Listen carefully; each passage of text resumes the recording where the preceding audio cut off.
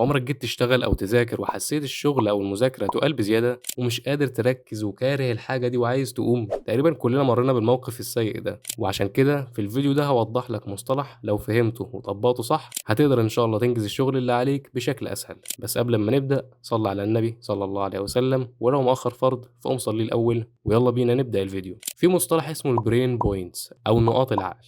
انت كل يوم بتصحى معاك عدد معين من نقاط العقل، وكل نشاط انت بتعمله في اليوم بيستهلك عدد نقاط معين. على سبيل المثال انت صحيت من النوم ومعاك 100 برين بوينتس، واول ما صحيت مسكت التليفون، كده في 10 برين بوينتس او 10 نقاط ضاعوا منك. بعدها قعدت تسكرول تلت ساعة مثلا، فقمت مضيع 15 نقطة تانيين. قمت بعديها صليت وفطرت وجيت تشتغل او تذاكر، قام واحد صاحبك بعت لك رسالة او رن عليك وقعدت تتكلم مع صاحبك ده نص ساعة، فكده انت ضيعت 20 نقطة كمان. وبعد ما خلصت كلام مع صاحبك قعدت تسكرول تاني شوية قبل ما تقوم تشتغل، فكده انت ضيعت 15 نقطة تانيين. كده بقى معاك 40 نقطة بس، والشغل اللي بكامل التركيز هيحتاج منك 60 نقطة عقل، وانت مش معاك نقاط العقل الكافية للشغل ده. فايه اللي هيحصل ساعتها؟ مش هتقدر تنجز الشغل ده نهائيا غير بصعوبة شديدة جدا. والسبب ورا كده هو انك ضيعت كل نقاط العقل او نقاط التركيز في حاجات عشوائية وملهاش لازمة في بداية اليوم، ولما جيت تعمل الشيء اللي فعلا محتاج تركيزك وكامل قوتك العقلية لقيت نفسك متنح وزهقان وعايز تقوم. على العكس لما تبدأ بالشغل الصعب ده في بداية اليوم، يعني أول ما تصحى وأنت معاك ال 100 بوينت هتقوم تصلي وتروح تشتغل، وقتها الشغل هيكون بدون مبالغة أسهل مما تتخيل.